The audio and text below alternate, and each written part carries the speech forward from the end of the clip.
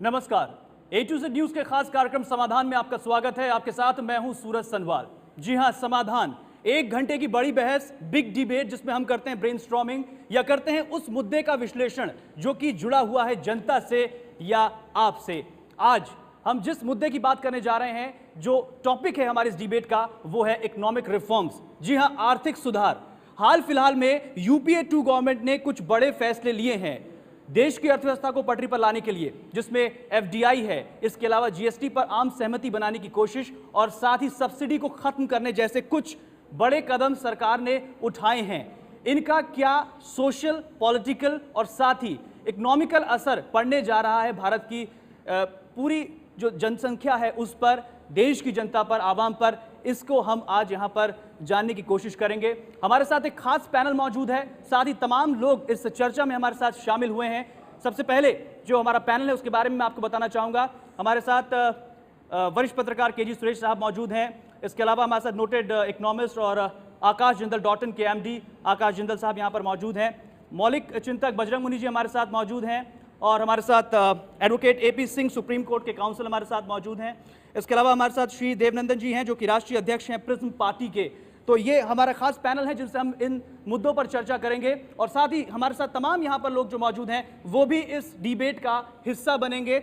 इनके जो सवाल हैं उनको भी हम जानने की कोशिश करेंगे, ये पता लगाने की कोशिश करेंगे कि आखिरकार सरकार ने जो फैसले यहाँ पर लिए हैं देश की अर्थव्यवस्था को पटरी पर लाने के लिए, क्या वो सही हैं, उनको सही कहा जा सकता है या फिर ये महंगाई बढ़ाने वाले कदम होंगे। बहरहाल इस डिबेट को मैं खोलना चाहूँगा आकाश जी आपसे।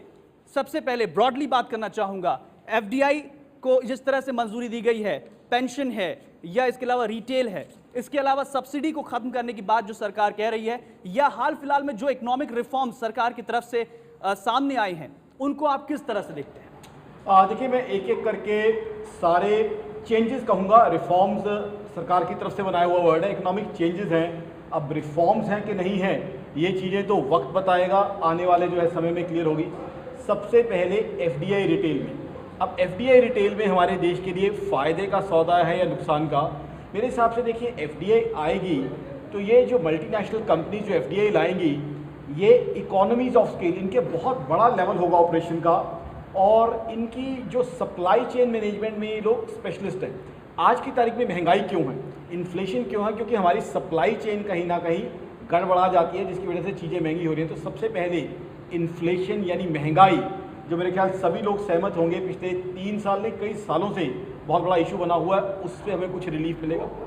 दूसरा, इन कंपनीज़ के जो स्टोर होंगे वो totally state of the art होंगे, वहाँ गुड्स प्रॉपर क्वालिटी में मिल जाएंगे, मतलब जैसे स्टोरेज होगी, रेफ्रिजरेशन होगी, इनके पास टेक्नोलॉजी है, इनके पास पैसा है। इन चीज़ों की वजह से हमारे कस्टमर जो है, जो कॉमन मैन है, उसको चीज़ें कुछ हद तक सस्ती मिल सकती हैं, बढ़िया तरीके से मिल सकती है। लेकिन साथ ही साथ इसमें एक बहुत स्ट्रॉन्ग पॉइंट है कि ये सब एफडीआई लाने के लिए क्या हम जो अपनी लोकल रिटेल की इंडस्ट्री है, क्या उसका बलिदान देना चाहेंगे? जो आज एक मिनट मुझे पूरा करने दीजिए। ये मैं तब चाहूँगा कि हमारे जो दुकानदार मित्र हैं या उनके पास काम करने वाले कर्मचारी मित्र हैं, उनका हित सुरक्षित रहे, उनके हित पे किसी तरह की तलवार ना लटके। और क्या ये हो सकता है? मेरे हिसाब से ऐसा मॉडल हो सकता है कि हमारे जो एग्जिस्टिंग दुकानदार मित्र हैं या उनके पास काम करने वाले कर्मचारी मित्र हैं, उनके भी भविष्य सुरक्षित रहे और एमएनसीज आए, उसका फायदा हमारी जनता को, हमारे कस्टमर्स को। मैं इस बात पर भी आऊंगा कि आखिरकार क्या एफडीआई के आ जाने से महंगाई खत्म हो जाएगी, लोगों को रोजगार मिल जाएगा, देश की जो सारी समस्याएं हैं वो खत्म होने जा रही हैं, इससे कितनी हद तक प्रॉब्लम सॉल्व होंगी, इस बात पर भी आऊंगा। लेकिन केजी सुरेश साहब, मेरा सवाल आपसे है, क्योंकि ये जो इकोनॉमिक रिफॉर्म्स जिसे सरकार कह रही है, आर्थिक सुधार, ये मुद्दा सिर्फ इकोनॉमिक ना रहकर पॉलिटिकल भी हो गया है। यूपीए 2 शुरुआती 3 साल में शांत बैठी रहती है, उसके बाद पॉलिसी पैरालिसिस का लेवल लग जाता है सरकार पर, आनंद फानन में कुछ बड़े स्टेप्स उठाती है। क्या आपको लगता है जल्दबाजी में लिया गया फैसला है? देखिए, मैं इसको इकोनॉमिक रिफॉर्म नहीं, इकोनॉमिक डिफॉर्म कहता हूँ। रिफॉर्म मतलब सुधार, डिफॉर्म मतलब डिफॉर्मिटी, विकृति। आप देखते हैं, बड़े ताज्जुब की बात है, पी साईनाथ ने अपने एक बहुत ही मशहूर लेक्चर मतलब में कहा था कि एक भारतीय किसान का सपना है कि वो अमेरिका में एक गाय बनकर जन्म ले, क्योंकि अमेरिका की जो गाय है वो इतनी सब्सिडाइज्ड है कि यहाँ की सब्सिडी खत्म करने की तो बात कर रहे हैं, लेकिन एग्रीकल्चर को पूरी तरीके से वेस्ट में सब्सिडाइज कर रखा है। वहाँ का सोशल जो सिक्योरिटी नेटवर्क है वो इतना मजबूत है, हमारा कोई तुलना ही नहीं है। हमारा हेल्थ सेक्टर में सारा हमारा कम होता जा रहा है, इन्वेस्टमेंट एजुकेशन में कम होता जा रहा है। और ये जो तथाकथित सुधार है, इसका नतीजा क्या हुआ है? आज अलीगढ़ में जो ताले बनते थे वो बंद हो गए, चीनी ताले आपके हर जगह मिलने लगे हैं। आप देख रहे हैं कि आज हमारे दिवाली में जो देवी देवता है, गणेश और लक्ष्मी जी की मूर्तियां जो है वो भी चाइना से बन के आती है। हमारी इंडस्ट्री ठप हो गई है, लोकल इंडस्ट्री, लोकल कुम्हार जो है वो बेरोजगार बैठे हुए हैं। ये सब आपका जो है, ये जो लिबरलाइजेशन ग्लोबलाइजेशन का जो एक हुआ है, उसी के वजह से हम आज देख रहे हैं कि किस तरीके से हमारा पूरा डोमेस्टिक इंडस्ट्री को नेस्तनाबूद कर दिया गया है, खत्म कर दिया गया है।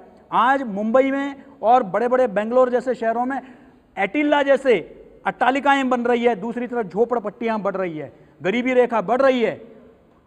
जो किसान है वो खुदकुशी करता जा रहा है, उसकी संख्या बढ़ती जा रही है किसानों की। किस बात का रिफॉर्म है ये मुझे आज तक यानी समझ में कि नहीं आया। एक राय ये भी निकलकर सामने आ रही है, और वो ये है कि कहीं ना कहीं जो ये इकोनॉमिक रिफॉर्म्स हैं ये कुछ परेशानियों का सबब भी बन रहे हैं। इससे रिफॉर्म नहीं बल्कि काफी हद तक महंगाई बढ़ रही है, कईयों का रोजगार छिन रहा है। बजरंग मुनि जी, मैं आपसे जानना चाहता हूं, अब क्या आप देख रहे हैं? जैसे कि हमारे एक मेहमान है जिनका मानना है कि रिफॉर्म है, एक कह रहे हैं कि डिफॉर्म है। आपको क्या लग रहा है, क्यों सरकार मजबूर हुई ऐसे फैसले लेने के लिए? ये भी मेरा एक सवाल। हमने स्वतंत्रता के बाद दो प्रकार की अर्थनीतियां देखी हैं, एक 91 के पहले की और एक 91 के बाद की। 91 के पहले की जो अर्थनीति थी, उस अर्थनीति ने देश को या समाज को कहाँ पहुँचाया ये सब लोग जानते हैं। और तब 91 में हम लोगों ने अर्थनीति में कुछ संशोधन किए। जो संशोधन किए, उन संशोधनों के द्वारा भारत में काफ़ी कुछ सुधार हुआ। उसके पहले 91 के पहले राज्य नियंत्रित अर्थनीति थी, और 91 के बाद में राज्य मुक्त बाजार नियंत्रित अर्थनीति शुरू हुई। लेकिन जब ये 91 के बाद जब फिर हम लोग अर्थनीति पर नियंत्रण करने में सफल हो गए, अर्थनीति सुधर गई, तो फिर से ये ममता बनर्जी वगैरह के नेतृत्व में फिर वही राज्य नियंत्रित अर्थनीति का सपना देखा जाने लगा कि नेता ही सारा अर्थनीति पर भी नियंत्रण नेता करेगा, राज्य व्यवस्था पर भी नेता नियंत्रण करेगा, सब पर नियंत्रण करेगा। और फिर से मनमोहन सिंह की अर्थनीति को बदलकर उसी पुराने 91 के पहले की अर्थनीति में ले जाने के लिए पिछले 2-3 वर्षों से प्रयास हुआ, और उस प्रयास का ये परिणाम हुआ कि भारत फिर से कहां की कहां जाने लग गया। तब अब सरकार को, मनमोहन सिंह को अपनी प्रतिष्ठा दांव पर लगाकर सबसे विवाद मोल लेकर के फिर से उस 91 वाली अर्थनीति की ओर जाने का प्रयास करना पड़ा है। बजरंग मुनि जी, क्या ये 91 वाली अर्थनीति है? क्योंकि 91 के हालात और अभी जो हालात हैं बहुत जमीन आसमान का फर्क है। 91 के पहले जो हालात थे उस दिशा में धीरे धीरे जाने लग गए, क्योंकि विकास दर घटने लग गई, डॉलर का मूल्य लगातार बढ़ने लग गया, और ऐसा लगने लगा कि भारत फिर से कर्ज की ओर जा रहा है। तो जितना सुधार 91 के बाद हुआ था, उसको फिर से जब नेताओं ने अपनी तिकड़में डालनी शुरू कर दी, ऐसा नहीं होगा, ऐसा नहीं होने देंगे, ऐसा नहीं होने देंगे, तो जब नेताओं ने बाधाएं पहुंचानी शुरू कर दी, तब उसका ये परिणाम हुआ कि जो हमने देखा अभी पिछले 1 वर्ष के अंदर। अब फिर सरकार थोड़ी सी हिम्मत कर पा रही है, ज्यादा नहीं। वास्तव में तो उसको बहुत हिम्मत करना चाहिए था। अब तक डीजल और पेट्रोल का, इस तरह के फैसले लेने चाहिए थे सरकार को। बिल्कुल, अब तक बहुत, अभी जो ले रहे हैं ये तो प्रारंभिक फैसले हैं। वास्तव में तो डीजल, पेट्रोल, गैस का मूल्य इनको 2 गुना कर देना चाहिए था अब तक, जो इन्होंने किया ही नहीं। 8 साल में बिल्कुल नहीं बढ़ाया है। जहां मूल्य 8 साल पहले था डीजल पेट्रोल का, आज भी वही का वही है। इन्होंने तो रीवैल्यूएशन किया है, मूल्य कहां बढ़ाया। एपी सिंह जी, मैं आपसे जानना चाहूंगा, एफडीआई को आप किस तरह से देखते हैं? सब्सिडी घटाने को किस तरह से आप देखते हैं? सरकार अभी जिस दिशा में बढ़ रही है आगे, ये अर्थव्यवस्था को पटरी पर लाने की कोशिश कर रही है, जैसा सरकार का दावा है, आप उससे कितने सहमत? ये सरकार का पूरी तरह से ड्रामा है, ढकोसला है। ये देश की जनता के साथ सबसे बड़ा छलावा है जो ये मनमोहन सरकार 2 पार्ट 2 जो है वो ये इस समय कर रही है देश में। क्योंकि किसी देश का आंकलन विदेश, भारत को, हिंदुस्तान को विदेशों के आधार पर नहीं आंका जा सकता। हिंदुस्तान गुवाहाटी से लेकर चौपाटी और कन्याकुमारी से लेकर कश्मीर तक बसने वाले लोगों का नाम हिंदुस्तान है और देश की जनता है। लेकिन ऐसा ये सरकार कुछ भी नहीं कर रही। अपने कुछ गिने चुने चमचे जो विदेशों में स्थापित हैं उनको खुश करने के लिए कानून बनाते हैं, चाहे उन्हें यहाँ का पानी बिक जाए, चाहे यहाँ की हवा बिक जाए, चाहे यहाँ के पर्यावरण बिक जाए, चाहे यहाँ के खदानें बिक जाएं, कुछ भी बेचना पड़े वो सब कुछ वे बेचने के लिए तैयार हैं, चाहे वो आर्थिक सुधारों के नाम पर बेचने को तैयार हैं। अगर यही एफडीआई अच्छी थी तो जब ये सरकार, जो इस समय मनमोहन सरकार है, ये विपक्ष में थी, तब एफडीआई एनडीए ला रही थी, तब इसी सरकार ने इसी एफडीआई का विरोध किया था। इस बात का संसद भी गवाह है, सभी लोग इस बात के मौजूद हैं और सब बताने के लिए इस बात को तैयार। उस समय तो ये गलत थी क्योंकि उस समय उनके चमचे सत्ता पर नहीं थे, और इस समय ये अच्छी है क्योंकि चमचे और उनके शाह जितने नौकरशाह हैं और विदेशी शक्तियां हैं उनके हाथ में हैं, और प्रतिदिन ऐसे समझौते देश में हो रहे हैं जो विदेशों के हाथों देश के आवाम को, देश के सभी को बेचा जा रहा है। जी, सबसे बड़ी बात यह है कि इकोनॉमी क्या है, अर्थव्यवस्था क्या चीज़ है, किस पर टिकी हुई है। दो सबसे मूल चीज़ें हैं कि प्रोडक्शन, दूसरा है डिस्ट्रीब्यूशन, उत्पादन और वितरण, यही अर्थव्यवस्था का मूल है। हम देखें पिछले 20 साल में किस चीज़ का प्रोडक्शन बढ़ा है, विदेशी प्रोडक्ट मार्केट में नज़र आ रहे हैं, हम कह रहे हैं तरक्की हो गई देश की। डिस्ट्रीब्यूशन की सारा सिस्टम, वितरण की सारी व्यवस्था चरमराती जा रही है। तो हम हकीकत में आर्थिक सुधारों की तरफ नहीं, आर्थिक अराजकता की तरफ बढ़ रहे हैं लगातार। अर्थव्यवस्था लगातार चरमरा रही है, अमीरी गरीबी की कई लगातार बढ़ती जा रही है। जो आप कह रहे हैं कि वाशिंगटन नियंत्रण कर रहा है, बिल्कुल ठीक कह रहे हैं आप देखिए कि अभी जैसा इन्होंने कहा कि वही एक दल है, जब वो सत्ता में था तो एफडीआई ला रहा था, दूसरा विरोध कर रहा था।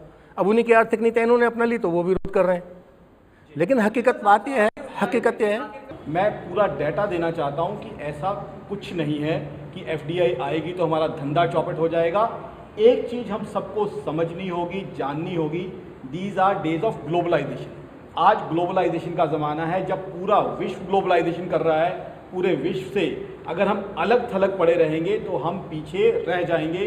ये चीज़ हमें समझनी होगी, पूरे विश्व के साथ हमें चलना होगा। ग्लोबलाइजेशन का जो है, please allow me to complete, globalisation के हमें फ़ायदे भी तमाम हुए हैं। आज हम सब जानते हैं, यहाँ यंग जनरेशन बैठी हुई है, आईटी सेक्टर, बीपीओ सेक्टर हमारे लिए कितना बड़ा रेवेन्यू अर्नर है, वो भी ग्लोबलाइजेशन के कारण ही है कि आज हमारी आईटी बीपीओ के लिए हमें मार्केट मिल रही है, हमें फॉरेन एक्सचेंज मिल रही है।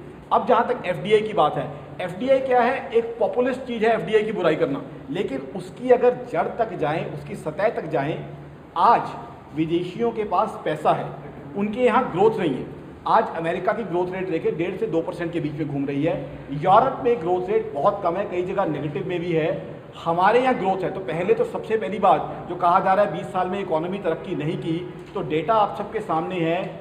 9% से ऊपर की जीडीपी ग्रोथ भी कुछ क्वार्टर में रही है। आज भी जीडीपी ग्रोथ 5.5-6% की है। सेकेंड फास्टेस्ट ग्रोइंग इकोनॉमी हम वर्ल्ड की इस समय हैं।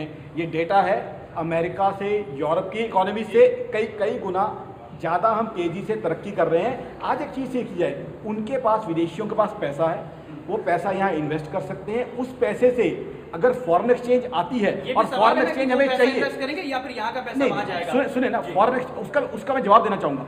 फॉरेन एक्सचेंज यहाँ आएगी, फॉरेन एक्सचेंज आएगी, उससे हम क्रूड ऑयल लेंगे, कच्चा तेल, जिसके बिना हमारे घर नहीं चल सकते, स्कूटर, मोटरसाइकिल, गाड़ियाँ नहीं चल सकती। जहाँ तक ईस्ट इंडिया कंपनी है, हमें रेगुलेशन ऐसा बनाना होगा, वो ईस्ट इंडिया कंपनी का जो भूत है उसको भी देखते हुए रेगुलेशन ऐसा बनाना होता है कि विदेशी में एक्सप्लॉइट करके ना जाए, उस फॉरेक्स से हमारे देश को फायदा हो। ये ब्रेक पर हम जाएंगे, लेकिन ब्रेक से पहले एक छोटी सी टिप्पणी चाहूंगा आपसे। केजी सुरेश साहब, पॉपुलिस्ट एक्शन हो गया एफडीआई का विरोध करना, जैसा कि जिंदल साहब कह रहे हैं। नहीं, तो बिल्कुल ये स्टैटिस्टिक्स और आंकड़े तो इकोनॉमिस्ट पता नहीं कहाँ से लेते हैं। स्टैटिस्टिक्स और आंकड़े की बात करेंगे, ये तो कहीं इस देश में ये अंतर्राष्ट्रीय स्तर पर ये आंकड़े हैं कि इस देश की 80% आबादी 20 रुपए से कम कमाती है।